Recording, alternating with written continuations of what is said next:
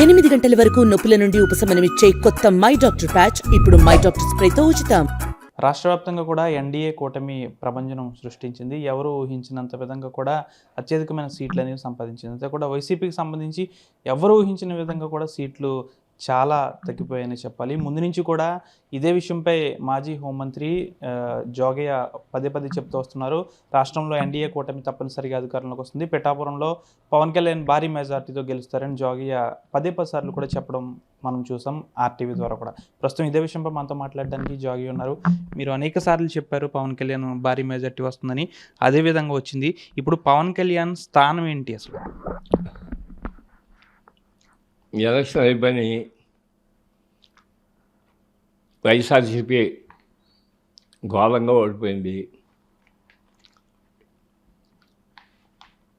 Telugu Desam, Janasena, BJP కూటమి ఘనంగా నెగ్గింది. సుమారు 164 సీట్లు నెగ్గించుకుని ఇవాళ ఉత్సాహం చేసుకుంటుంది. 9వ తారీఖున ముఖ్యమంత్రి ప్రమాణ స్వీకారం అంటున్నారు. మరి ఆయన ప్రమాణ స్వీకారంతో పాటు ఆయన ఒక్కరే ప్రమాణ స్వీకారం చేస్తారా, లేకపోతే మంత్రివర్గం అంతా చేస్తారా, లేకపోతే కొంతమంది చేస్తారా, లేకపోతే ఓన్లీ చంద్రబాబు, పవన్ కళ్యాణ్ మాత్రం చేస్తారా? ఇవన్నీ ఇంకా దానికి ఒక క్లారిటీ రాలేదు. ఇవాళ ఢిల్లీ వెళ్ళారు. అక్కడ ఎన్డీఏ సమావేశం జరుగుతోంది, జాతీయ సమావేశం. దాంట్లో కొన్ని నిర్ణయాలు అక్కడ జరగవచ్చు. సరే, ఏదైనా ఒకటి 2 రోజులు ఆ క్లారిటీ వస్తుంది. మనం ఊహించినంత మెజార్టీ తెచ్చుకుంది ఇవాళ కూటమి. మన నుంచి అనుకుంటున్నాం కూటమి గ్యారంటీగా నెక్కుతుంది అని.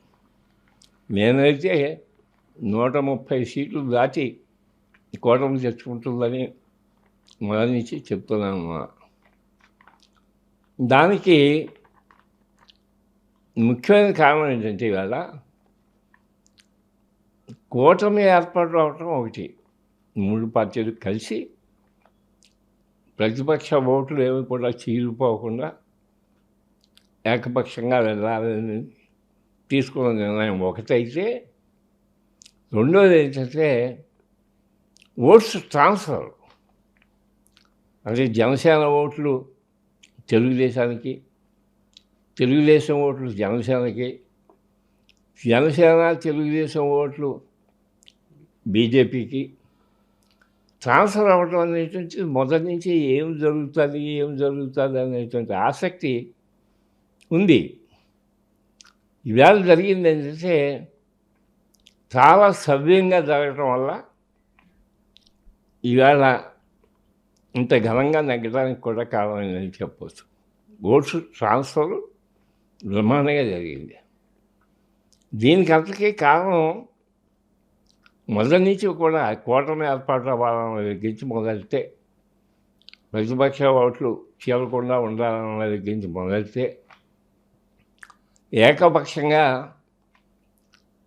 తెలుగుదేశంతో కలిసి కూటమిగా వెళ్ళాలని చెప్పేసి పవన్ కళ్యాణ్ గారు తీసుకున్నటువంటి నిర్ణయం కానివ్వండి, తర్వాత బీజేపీని ఒప్పించి కూటమిలోకి తీసుకొచ్చి 3 పార్టీల కూటమిని ఏర్పాటు చేయటం విషయంలో కానివ్వండి, పవన్ కళ్యాణ్ గారి యొక్క పాత్ర ఈవేళ ఈ విజయానికి కారణమైంది అని చెప్పడానికి మనతో కూడా సందేహం లేదు. ఈవేళ మ్యాన్ ఆఫ్ ది మ్యాచ్ ఎవరు అంటే పవన్ కళ్యాణ్. అఫ్కోర్స్ చంద్రబాబు నాయుడు గారి యొక్క అనుభవం అది కూడా ఒక ఆకర్షణే ప్రజలకి. అది కూడా ఒక పాజిటివ్ ఓటు కింద క్రియేట్ అయినమాట వాస్తవం, దాంట్లో ఏమాత్రం అనుమానం లేదు.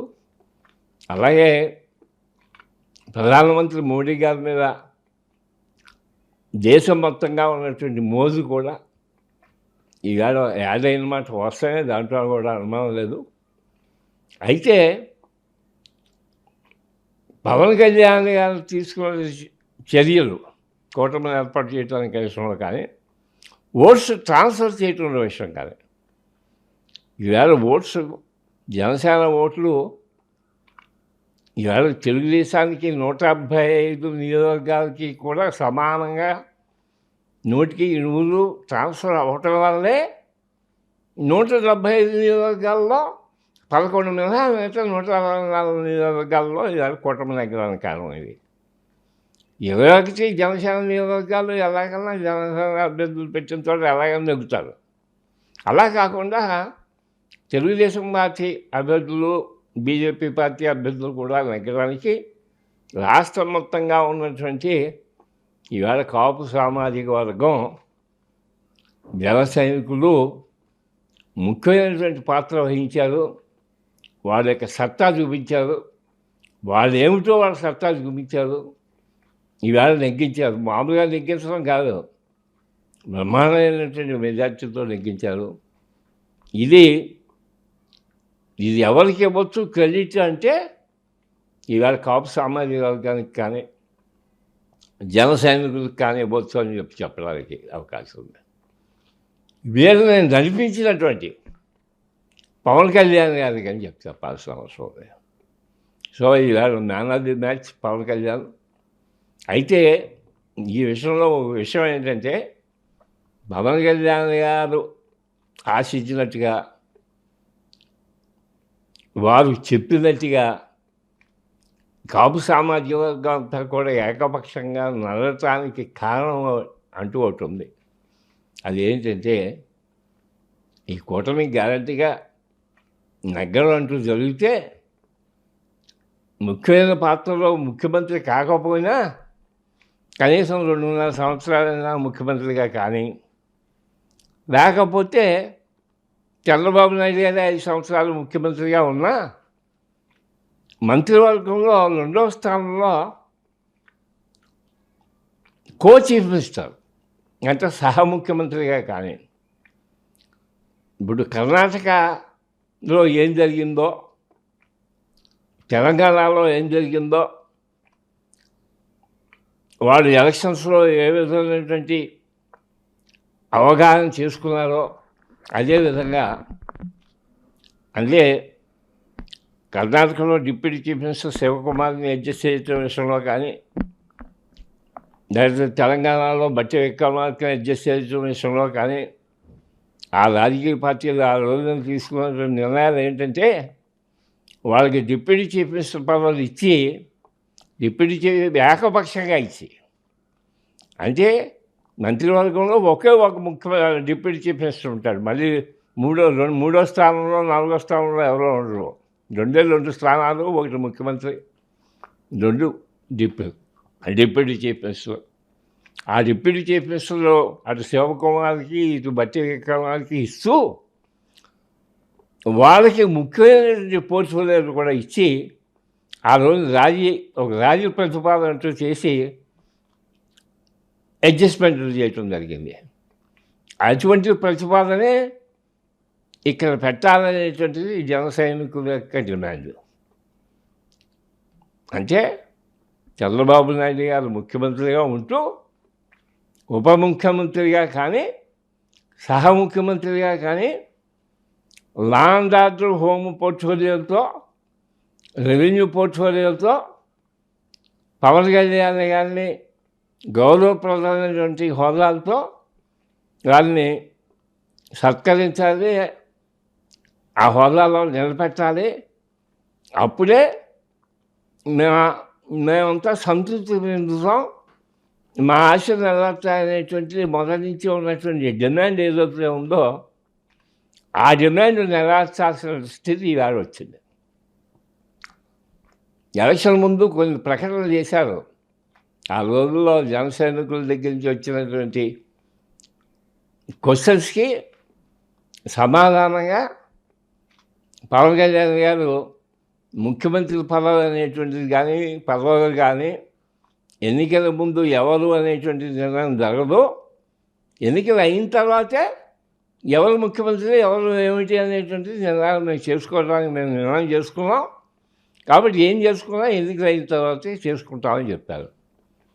ఆయన ఏనాడు కూడా పదవులు వద్దనలేదు, ముఖ్యమంత్రి పదవి వద్దనలేదు, లేకపోతే వేరే హోదాతో పదవులు వద్దని ఏనాడు చెప్పలా.